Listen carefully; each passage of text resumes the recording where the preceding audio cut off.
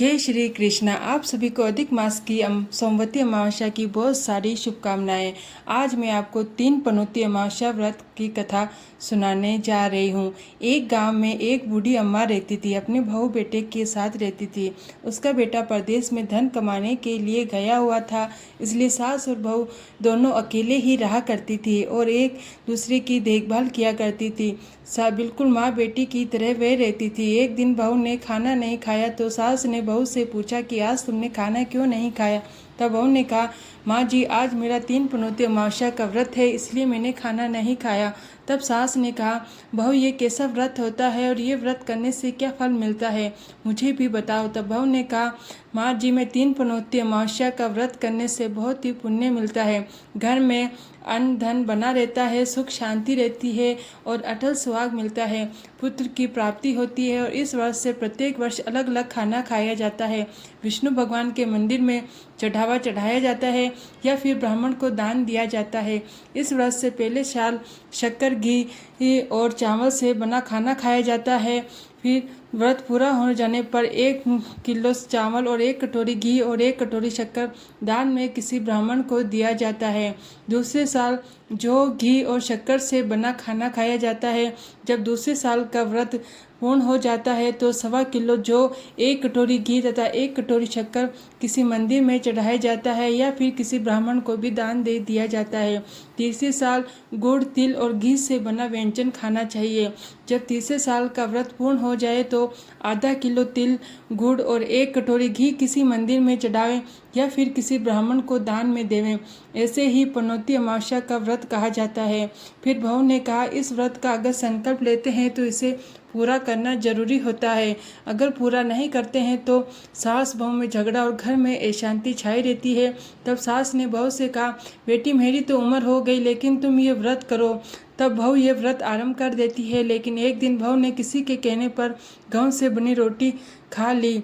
अमावस्या माता इस बात से नाराज हो गई। जो सास और बहू में बहुत प्यार रहता था, अब दोनों में झगड़े होने लगे। सभी गांव वाले भी हैरान हो गए कि ये सब क्या हो रहा है। सास अपने बहू से उल्टा सीधा ताने देने लगी और बहू अपने सास से लड़ने झगड़ने लगी। दोनों इस तरह लड़ते झगड़ते देखकर लोग कहने लगे कि देखो ये दोनों कितने ही प्रेम से रहती थी और दोनों में कितनी ही लड़ाइयाँ होती है। एक दिन सास ने अपनी बहू से ताना मारा कि जब से हमारे गाँव में तुम बहू बनकर आई हो तब से हमारे घर की लक्ष्मी ही चली गई। तब तो तुम्हारे लिए अशुभ हो, तुम्हारे कारण हमारे घर में क्लेश अशांति छाई रहती है। अब बहू को ये बात बुरी लग गई। वे अपने सास से कहने लगी कि मैं आपके घर के लिए अशुभ हूँ तो ठीक है, मैं आपके घर से जा रही हूँ। आपके घर में अब लक्ष्मी जी को लेकर ही आऊँगी। जब तक मैं लक्ष्मी को नहीं पा जाती आपके घर में पैर नहीं रखूँगी। तब सास बहू से कहा, असल की है तो आज मेरे घर से और लक्ष्मी जी को लेकर आ। तब बहू ने कहा, ठीक है माँ जी, मैं लक्ष्मी जी को तो लेकर ही आऊँगी, लेकिन मुझे ये बताइए कि लक्ष्मी माता मुझे कहाँ मिलेंगी। तब सास ने कहा, लक्ष्मी जी तुमको समुद्र के बीच में भगवान विष्णु जी के पैर दबाती हुई मिलेगी। अब ये बहू सुनकर कहकर चली जाती है, तब तक लक्ष्मी जी को ना पा जाती तब तक मैं आपके घर नहीं आऊँगी। इतना कहकर बहू लक्ष्मी माता की खोज में निकल जाती है। जब बहू लक्ष्मी जी की खोजने के लिए जाती है तब उसे बीच रास्ते में एक गाय मिलती है। वह उससे पूछती है कि बेटी तुम कहाँ जा रही हो। तब बहू कहती है कि हे गाय माता, मेरी सासू माता मुझे कहती है कि मेरे आने से उनके घर में अन्न और धन की कमी हो गई है और उनके घर की लक्ष्मी ही चली गई, तो मैं लक्ष्मी जी को खोजने के लिए निकली हूँ। तब गाय ने कहा, बेटी अगर तुम जा रही हो तो भगवान से मेरे बारे में भी पूछ लेना।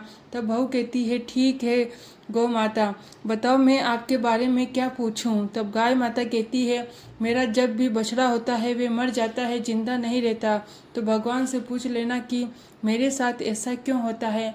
मैंने ऐसा कौन सा कर्म किया जो मेरे साथ मेरी संतान नहीं रहती। बहू कहती है, ठीक है गौ माता, मैं आपके बारे में ज़रूर पूछ लूँगी। ये कहकर वे आगे चल देती।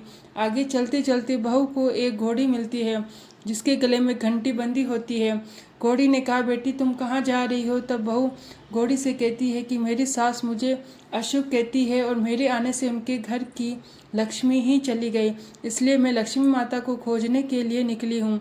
तब घोड़ी कहती है, बेटी मेरे दुख का कारण भी भगवान से पूछ लेना। तब बहू ने कहा जरूर पूछ लूँगी, पर बताओ तो सही कि तुम्हें क्या दुख है। तब घोड़ी कहती है मेरे गले में ये पट्टा बंधा रहता है, मैं इससे बहुत दुखी हूँ। बहू कहती है ठीक है मैं पूछ लूँगी। इतना कहकर आगे बढ़ जाती है। आगे जाने पर बहू को एक अंधा बेरा बुजुर्ग मिलता है। वह भी बहू से अपनी समस्या भगवान से पूछने के लिए कहता है। तब बहू उसकी भी समस्या लेकर आगे चल देती। आगे चलते चलते बहू को एक बूढ़ी औरत मिलती है जो हाथ और पैर से अपाहिज होती है। वह भी कहती है बेटी तुम कहाँ जा रही हो। तब बहू कहती है कि मेरी सास मुझे अशुभ समझती है, मेरे आने से उनके घर की लक्ष्मी रूठ के चली गई, इसलिए मैं लक्ष्मी माता को खोजने के लिए निकली हूँ। अपाहिज कहती है बेटी अगर तुम्हें भगवान मिले तो मेरी समस्या का समाधान जरूर पूछ लेना। बहू कहती है ठीक है माँ जी। इतना कहकर वे आगे चल देती है। अब चलते चलते बहू बहुत थक जाती है और एक आम के पेड़ के नीचे बैठ जाती है। तब आम का पेड़ खुश होकर बहू से कहता है बेटी तुम कहाँ जा रही हो। और तब बहू कहती है वे लक्ष्मी माता को खोजने के लिए निकली हूँ। तब पेड़ भी अपनी समस्या भगवान से पूछने के लिए कहता है बेटी मेरे पेड़ पर लगे आम खट्टे क्यों रहते हैं, इस बारे में भगवान से ज़रूर पूछ लेना। तब बहू उसकी भी समस्या लेकर आगे बढ़ जाती। अब आगे बहू को एक नदी मिलती है। वह नदी बहू से कहती है कि बेटी तुम मेरी भी समस्या भगवान से पूछ लेना। मेरी तलाटी का पानी इतना मैला क्यों होता है, कोई भी इसे नहीं पीता। तब बहू कहती है जरूर मैं पूछ लूँगी। इतना कहकर वे आगे बढ़ जाती है। बहुत दिन जंगल में चल चलकर वह बहुत ही थक जाती है। अब उसे भूख लग जाती है लेकिन बहू को खाने के लिए कुछ भी नहीं मिलता। अब वह इतनी थक जाती है और भूख से बेहाल हो जाती है और वही जंगल में बेहोश होकर गिर जाती है। उसी समय भगवान विष्णु लक्ष्मी माता के साथ वहाँ से गुजर रहे होते हैं।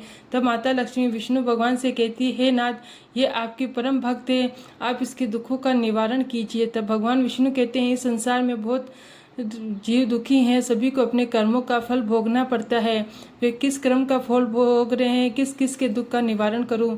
तब माता लक्ष्मी ने विष्णु भगवान से विनती करी और कहा कि वे भूखी प्यासी है, इसे ऐसे ही यहाँ पर छोड़ दिया तो जंगली जानवर इसका शिकार बना लेंगे। माता लक्ष्मी की बात सुनकर भगवान विष्णु एक साधु का वेश धारण करते हैं और उसके पास जाते हैं और उसे होश में लाते हैं। जब बहू होश में आ जाती है तो साधु के वेश में भगवान उससे पूछते हैं कि वे कहाँ से आ रही है और कहाँ जा रही है। तब वह अपनी पूरी बात बताती है और उसकी सास उसे अशुभ कहती है, उसके कारण उसके घर की लक्ष्मी चली गई, इसलिए वे लक्ष्मी माता को खोजने के लिए निकली है। उसकी बात सुनकर भगवान विष्णु और लक्ष्मी माता प्रकट होती है, उसके साथ अमावस्या माता भी प्रकट होती है। बहू उनके चरणों में गिरकर वंदना करती है और बार बार प्रणाम करके उनके चरणों में गिरकर धन्यवाद देती है कि जो आपने मुझे साक्षात दर्शन दिए। अमावस्या माता बहू से कहती है हे बेटी तुमने मेरे व्रत को खंडित किया है, इसी की सजा तुम्हें मिली है, लेकिन अब तुम्हें मैं माफ़ करती हूँ। अब तुम घर चली जाओ, तुम्हारा घर अन्य धन से संपन्न होगा और तुम्हारे घर सुंदर महल में बदल जाएगा, तुम्हारी सभी मनोकामनाएं पूर्ण हो जाएगी। उसके बाद बहू कहती है मुझे रास्ते में गाय मिली, उसकी ये समस्या है, ये कैसे दूर होगा, उसका दुख भी दूर कीजिए। तब भगवान विष्णु जी कहते हैं जो गाय मिली थी तुमको, जिसका बछड़ा नहीं रहता, उस गाय ने अपना दूध किसी भी दुखियारी को नहीं पिलाया, इसी वजह से उसका बछड़ा जिंदा नहीं रहता। अगर तुम उसका दूध पी लोगी तो उसके बछड़े जिंदा रहने लगे। तब बहू घोड़ी के बारे में पूछती है तो उसका दुख दूर करो। तब भगवान विष्णु जी कहते हैं घोड़ी पिछले जन्म में आटा पीसने वाली महिला थी, वह किसी को आटा पीस कर नहीं देती, इसलिए उसके गले में चक्की की पाट बंधा रहता है, तुम उसके पाट को खोल देना, वे बिल्कुल ठीक हो जाएगी।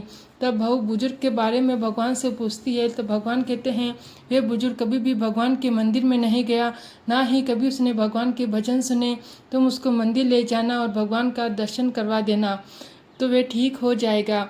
तब बहू बुजुर्ग महिला के बारे में पूछती है और ठीक होने का उपाय पूछती है। तब भगवान विष्णु जी कहते हैं जो बुजुर्ग महिला है उसने कभी भी अपनी जवानी में कोई दान पुण्य व्रत नहीं किया, इसलिए उसे यह सजा मिली है, तुम उसके हाथ से दान पुण्य करवा देना, उसकी विकलांगता दूर हो जाएगी। फिर बहू आम के पेड़ के बारे में भगवान जी से पूछती है तो भगवान जी कहते हैं कि उस आम के पेड़ ने कभी किसी बच्चे को अपना आम खाने नहीं दिया, इसलिए उसके सभी आम खट्टे रहते, तुम उस पेड़ का आम खा लेना, फिर उस पेड़ पर मीठे फल आने लगेंगे।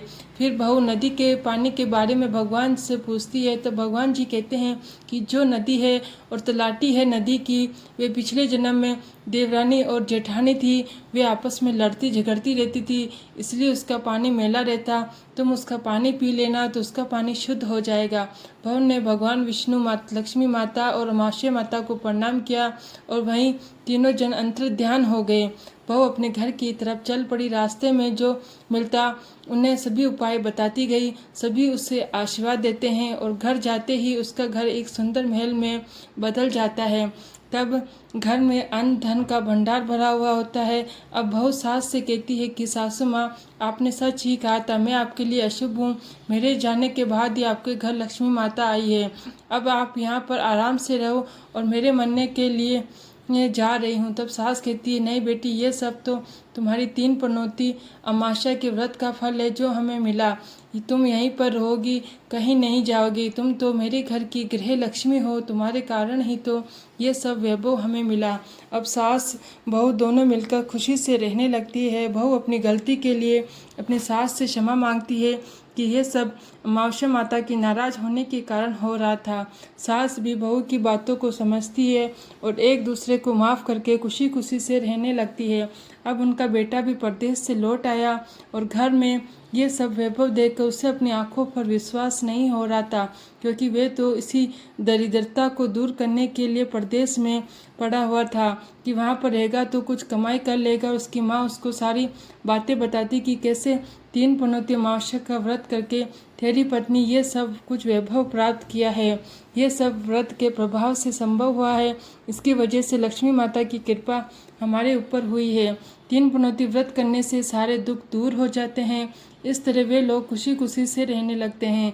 3 पनौती अमावस्या के व्रत से जैसे सास बहू के दिन बदले, वैसे ही व्रत करने वाले, कथा सुनने वाले, हुंकारा भरने वाले सभी की मनोकामनाएं पूर्ण करना। अमावस्या माता अब सभी के घरों में लक्ष्मी जी का वास हो, अन्नपूर्णा माता का वास हो। तो प्रेम से बोलिए अमावस्या माता की जय हो। जय श्री कृष्णा।